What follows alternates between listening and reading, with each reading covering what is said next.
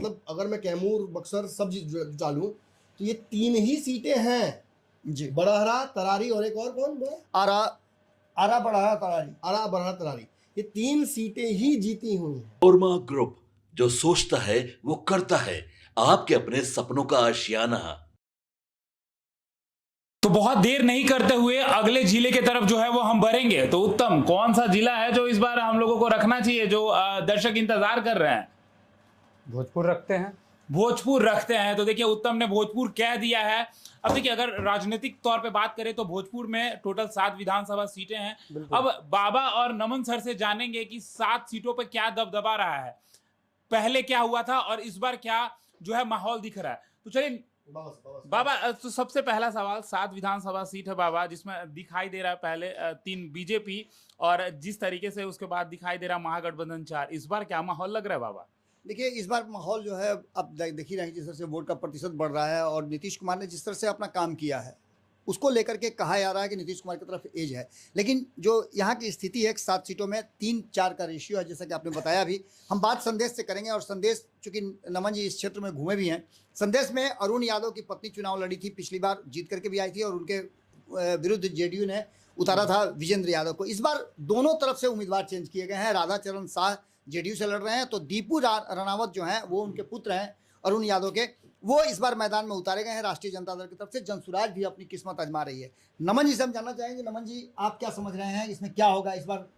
देखिए जो परिवार है अरुण यादव का, उसी परिवार में दबदबा रहा है इस क्षेत्र में। विजेंद्र यादव भी डिस्टेंट रिलेटिव ही हैं जी, और जदयू उन पर दाव लगाती नीतीश कुमार के साथ हैं, वो भी भाई ही हैं उनके।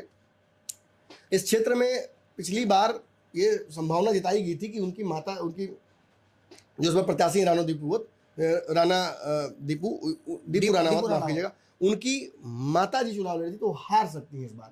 इसलिए इस बार उन्हीं को उतारा गया है और भविष्य भी देखा गया है। जो तेजस्वी यादव कई लोगों का टिकट काटने वाले थे पुराने लोगों का, उसमें से एक ये भी नाम था।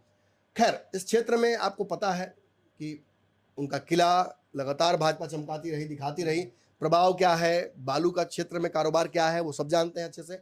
इस क्षेत्र में यादवों की जनसंख्या बड़ी है। यहाँ के लिए लालू यादव अरुण यादव ही हैं और यहाँ के लिए तेजस्वी यादव राणा दीपू ही हैं। इसलिए मुझे लगता है कि इस सीट पे बहुत ज़्यादा लड़ाई नहीं है। महागठबंधन यहाँ से आसानी से जीत सकता है। बढ़ा की बात करें तो बढ़ा में राघवेंद्र प्रताप सिंह को एक बार फिर से उन पर भरोसा किया गया। बार जीती थी बीजेपी। जी भरोसा किया गया है। सरोज यादव का टिकट कट गया पूरे साहबाद में बाबा, मतलब अगर मैं कैमूर बक्सर सब जुटा लूं तो ये 3 ही सीटें हैं जी, बड़हरा, तरारी और एक और कौन बोला? आरा बड़हरा तरारी। आरा, बड़हरा, तरारी, ये 3 सीटें ही जीती हुई हैं जी, और वो भी उपचुनाव में जीते थे तरारी। तो 2 ही सीटें थी, 22 सीटों में 2 ही सीटें जीती हुई थी, 20 हारी हुई थी। तो और उसमें मजेदार बात यह है कि भोजपुर से ही ये 3 सीटें आती हैं। बिल्कुल 22 सीटों में से बक्सर साफ जी, सासाराम साफ, कैमूर साफ, रोहतास साफ जी, ये साफ थे। तो भाजपा से कहा जा सकता है कि यहाँ कहीं भी अगर थोड़ी राहत थी तो वो भोजपुर में थी और भोजपुर इस बार और बम्पर देने जा रहा है जी। जिस बड़हरा सीट की बात बाबा कर रहे हैं, ये इस बार फिर से राजपूतों ने नाक पर ले लिया है जी, और इस सीट को जिताकर भेजेंगे। बाकी समीकरण बाबा बताएंगे। राघवेंद्र प्रताप सिंह का मैंने बताया है कि उनको इस बार फिर से रिटर्न किया गया। हालांकि उम्र के हिसाब से उनका टिकट कटने के सवाल थे, लेकिन राजद ने अपना उम्मीदवार बदल करके यहाँ बड़ा गेम खेला है, क्योंकि उनको यादवों का वोट, जैसा कि आप बता भी रहे थे कि यादवों की संख्या यहाँ अच्छी खासी है, तो यहाँ एक पासवान को दे करके और एक अच्छा खासा जो है जी समीकरण बैठाने की कोशिश की गई है। बात हम बड़हरा के बाद आरा की करेंगे। यहाँ अमरेंद्र प्रताप सिंह पिछली बार लड़े थे, उनका भी उम्र हो गया था, टिकट कटना था उनका, कट भी गया है। यहाँ से संजय सिंह टाइगर को दिया गया है, काफी वहाँ के राजपूत नेताओं में प्रचलित नेता है, युवा है, इनको दिया गया है। तो वहीं कयूमुद्दीन अंसारी को दे करके कहीं ना कहीं मुसलमानों की जनसंख्या CPI-ML जीता हुआ निश्चित रूप से 2015 में जीत करके आए थे, 2020 में पासा पलटा था। एक बार फिर से कयूमुद्दीन अंसारी को देकर के CPI-ML को भी खुश किया गया है और मुसलमानों को भी खुश किया गया है। आरा, अगियाव और तरारी तीनों CPI-ML को ही दिया गया। बिल्कुल। तो अगियाव बढ़ते हैं जी, अगियाव रिजर्व सीट है, यहाँ भी उपचुनाव हुआ। तो आप आरा से किसको जीते देख रहे हैं? आरा से तो निश्चित रूप से इस बार संजय टाइगर का एनडीए।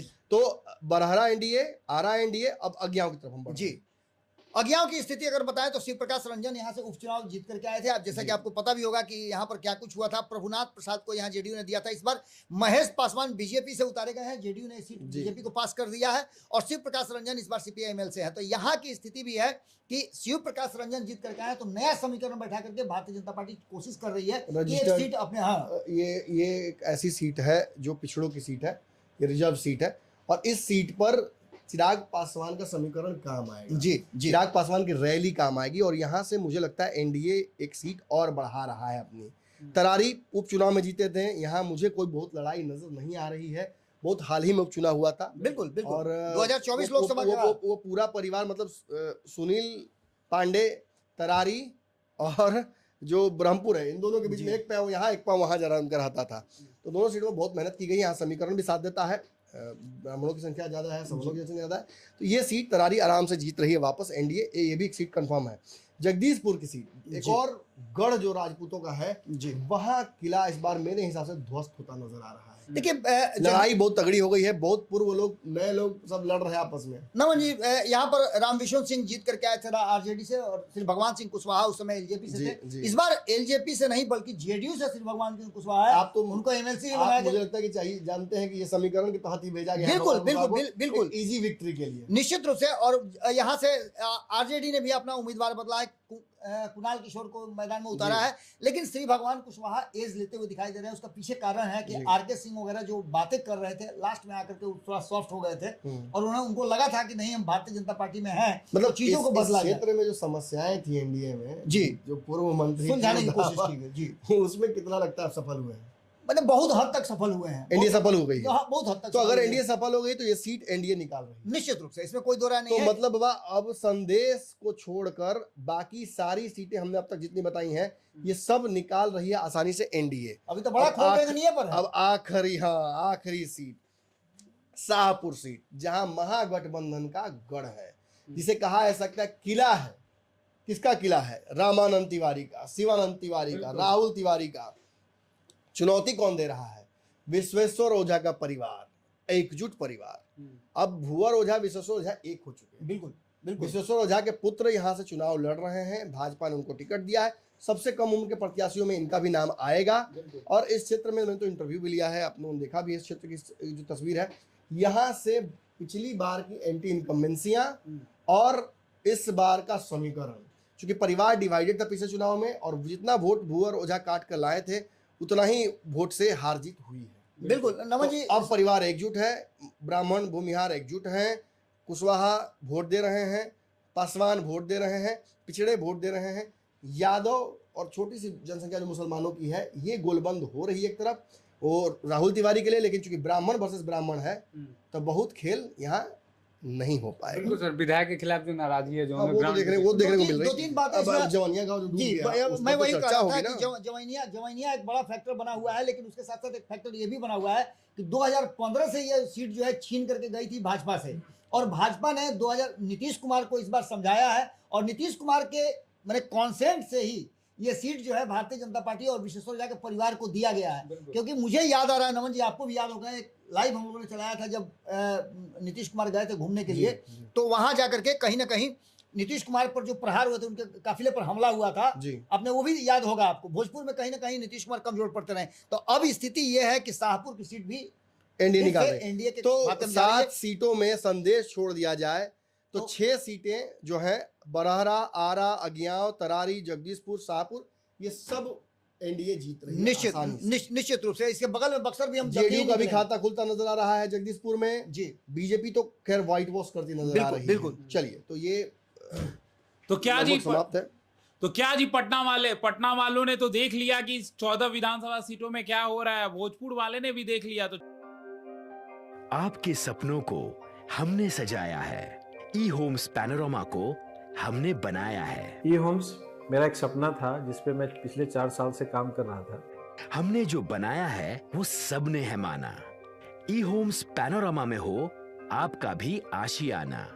और फाइनली हमने 2021 में इस प्रोजेक्ट को लॉन्च किया। बहुत लोग अप्रिशिएट कर रहे हैं कि पूर्णिया जैसे शहर में, बिहार के, एक तो बिहार की बात करें उसमें भी पूर्णिया जैसे छोटे जगह में इस तरह का लाइफस्टाइल देना, ये सुन के हम लोगों को बहुत अच्छा लगता है।